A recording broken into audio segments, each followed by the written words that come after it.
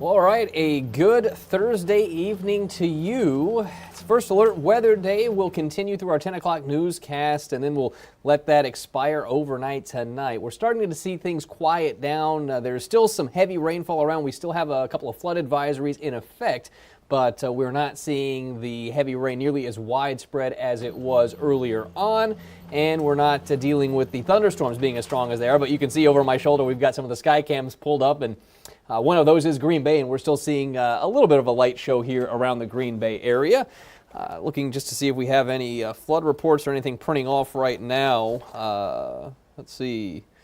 River Creek overflowing near Greenleaf in Brown County reported here. Doesn't give any other specifics aside from that, but we did have quite a bit of heavy rainfall earlier on. There was a time where we were getting Doppler radar estimates of 2-4 inches or so of rainfall in a given 3-hour stretch as these slow-moving thunderstorms were tracking into mainly areas west of the Fox Valley through the afternoon and early evening. And then after 6:30, 7 o'clock, we started to see some of that heavier rainfall right into the Fox cities and eventually made it up to Green Bay. Amy Beth, good evening to you. Let's go ahead and take a look at the radar here. I have dropped the severe weather outlook into the low category. Again, the heaviest rainfall is starting to wrap up. We could still see some lingering downpours for a couple more hours, but we're not going to be looking at the rainfall being nearly as problematic as it was. So right here, I've got First Alert Viper Max on screen. Let me get my... trying to get my mouse to work. I wonder if it's a battery issue. We got a wireless mouse hooked up and the computer's across the room over here, so I'm trying to... There it goes. There we go. So we'll zoom in and we'll take a closer look here on into Brown County in particular. Let me see if I can... There we go. I don't know why my mouse wasn't... It's still... I don't know, maybe my batteries are dying. I'm not sure what's going on here. Technology is fun.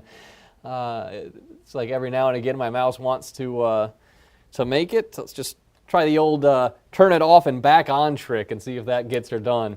I have my interactivity at the touch screen when I'm out in the studio, but I don't have that ability to manipulate the graphics like that here in the weather office unless I'm sitting directly in front of that particular computer. All right. So we'll zoom in here, take a closer look into Brown County, and we do see, again, a flood advisory in effect that would also be the case back into Outagamie County. Now, the good news is that the heaviest rainfall is starting to move out of those advised areas, but we do still have some heavy rainfall around the Wrightstown area just north of there. That'll be tracking through De Pere or just south Denmark and down towards the Maribel area of Manitowoc County, seeing some very heavy rainfall at this particular time.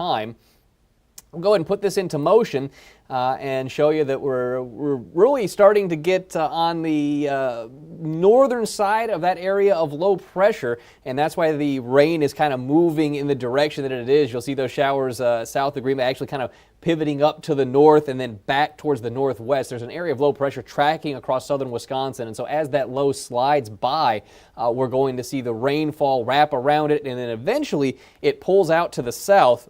And we will see showers wrap up tonight. We'll go ahead and take a look closer down the coast here. We are seeing some heavier showers moving into southern sections of Sheboygan County, and those likely do creep a little farther north as we get into the next half an hour to an hour. Manitowoc probably looking at some lighter rainfall. I don't know that we'll see the heaviest towards you, Amy Beth, there in Manitowoc. It looks like... for the time being, those heavier showers will end up staying to your south. I do want to go ahead before we move on and talk about the forecast, kind of do at least a radar estimated recap here.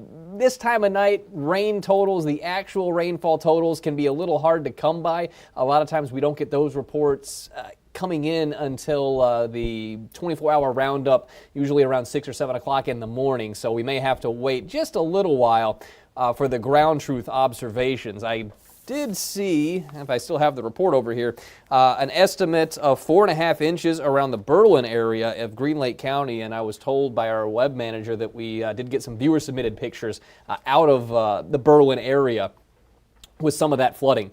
So that was the reason we went with the First Alert Weather Day, is really just because of the threat for flash flooding. So I do want to go ahead and take a look. We'll do storm total here. for the Green Bay radar site. And obviously you can see the bright spots. Actually, let me see if we can get a little lower on the color scale here. 24 hours, yeah, you're still looking at 25 inches on the high end. But again, you see the bright spots on the map. So I'll go ahead and do a quick little pixel query here. We had our first flash flood warning. In fact, it was the only flash flood warning in our viewing area, was western Waushara County. And you see radar estimate of around 4 inches of rainfall there. Green Lake County and towards the Berwyn area. We had flood advisory for a time, radar estimate of 3 inches, but again, we had a report come in of 4.5 inches in a 1 hour time frame. That was reported by someone on Facebook to the National Weather Service. But you can see how sporadic some of the rain was. We do have some of those high-end areas there, but as you get around the Neenah-Menasha area, around 1 inch of rainfall as opposed to 3 or 4 inches of estimated rain. South side of Green Bay, Wrightstown picking up some pretty heavy rainfall. Radar estimate there of 2.4 inches. Right around the Fond du Lac area, 1.25 inches or so. But some areas to the north not seeing a whole lot. Menominee County, there are parts of the county not even registering anything on the radar estimate. And same goes into Oconto and towards the Marinette area. But we did see our fair share of heavy rainfall through the evening hours. Things are going to be wrapping up here within the next hour or two, but still some heavy rainfall to get through in spots. So we'll show you that pinwheeling area of low pressure. I'll point it out here, and you can see the clouds kind of circulating around. So that low is sitting back here into southwestern Wisconsin. So as it slides by, we're going to see some of this heavy rain linger along the Lake Michigan coastline here, and it may even pivot a little farther back into the west before it eventually slides south of the area as that low pulls into the Ohio River Valley. So there'll be some lingering heavy rainfall for a time tonight. We are in the waning phases of this event, and the flood waters where we do have them will be receding as we get into your day on Friday. In fact, skies should begin to clear up overnight tonight. You can see some of that clearing back into northwestern Wisconsin. Temperatures today were certainly held in check by this heavy rainfall and the cloud cover, lower 80s around the Fox Valley. We did have some warmer conditions, Waupaca County 87, that looks to be the warm spot on the map. We will be right back into the hot, humid stuff on your Friday, so we're not going to get a break from that kind of weather just quite yet. You have to wait a couple more days. Sunday into Monday is when temperatures will start to turn the corner and will be not only seasonable, but actually a little bit below average. So let's go ahead and take a closer look at the forecast with First Alert Pinpoint Predictor. And you will see as we go through the 9 to 10 o'clock time frame, those heavier showers, again, more so favoring areas east of the Fox Valley towards the Lake Michigan shoreline, especially down into Sheboygan County and areas southward. By 1 o'clock in the morning, just a few lighter rain showers left over, and then we will see everything start to wrap up as we get into that pre-dawn time frame. Skies should clear out, and a fair amount of sunshine can be expected on Friday. Maybe a little bit of lingering cloud cover in the morning, but we'll turn mostly sunny for the afternoon. Some fair weather clouds bubbling up, but maybe there's a stray rain shower or a storm that pops up out of that. But I suspect most of us will be staying dry on Friday, but it is going to be a hot and humid day. So let's take a look at we'll start you with low temperatures, and then we'll build that into the high temperature forecast. So low temperatures tonight going to be staying on the warm side, mid-60s, upper 60s can be expected. That a function of the high humidity, which is a big reason why those thunderstorms were such efficient rainmakers, is we have a lot of moisture in the atmosphere right now. And of course, the storms were moving very slowly. At times, we had storm motions, 5 miles per hour. So almost stationary with some of that heavy rainfall. Our temperatures on Friday afternoon, right back into the upper 80s to around 90 degrees. Lakeside, maybe we're a few degrees cooler there with winds out of the north and perhaps even pivoting to a little bit of an easterly direction. Anytime you can get that onshore flow there lakeside in the summer, you will be cooler right along the Lake Michigan shoreline. As far as the heat index goes on your Friday, low to mid 90s can be expected. How did that happen? Let me go ahead and change those numbers around. My icon is up there to show that we had some adjustments made. I had to bump the numbers up just a little bit earlier in the show, so let me go ahead and change that just to make the numbers line up better with what my forecast is. A lot of the data that we get on the weather system here is model driven, but we do have the ability to tweak that as we see fit. You can bump the temperatures up or down, speed precipitation up, slow it down, that kind of deal. So anytime the forecast guidance doesn't quite line up with how I think things will unfold, I will make some adjustments. So lower 90s to middle 90s for the forecast high temperature, or forecast heat index, I should say. That's what it'll feel like. You saw those high temperatures forecast, upper 80s to low 90s, and we're looking at the humidity staying up there. Dew points likely into the upper 60s, and a few spots perhaps even see some low 70s.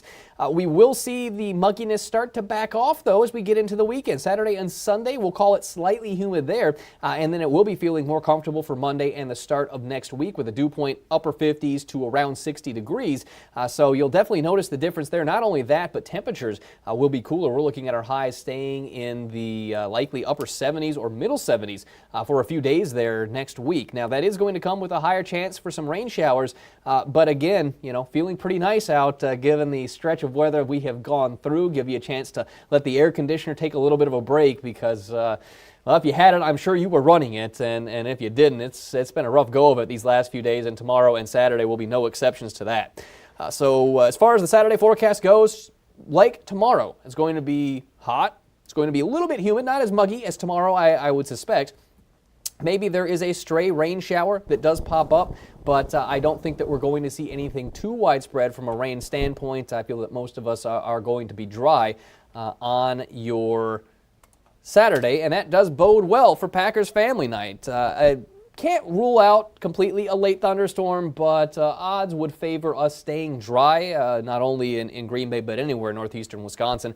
Temperature for the tailgaters, well, it's going to be a hot one. Upper half of the 80s, still mid-80s as the scrimmage is kicking off at 7:30, and then dropping into the upper 70s with those temperatures as we are watching the fireworks go up. And fingers crossed, it is just man-made fireworks that we see there at Lambeau. So mostly sunny skies Friday and Saturday. On Sunday, we're going to see some scattered rain showers dropping in from the north with a cold front, and behind that system, temperatures do cool off next week. We'll see a dry start to Monday, but then a better chance for showers and thunderstorms coming into the area Monday night through early Tuesday. After that, those comfortable temperatures will continue with highs largely in the middle 70s. Mix of sun and clouds on Wednesday, watching for a possible rain shower on Thursday.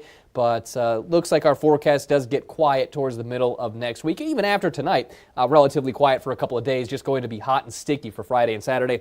We've got Action 2 News coming your way here in about 35 minutes. I will see you then. Stay safe if you will be out and about tonight. With the heavy rainfall that we have had, there certainly could be some standing water on various roadways. And just a reminder, anytime you come across that, you don't know what the condition of the road is like underneath that floodwater, especially at night when it's a little more difficult to see. So best bet is just to turn around and find an alternate route. Be safe out there again.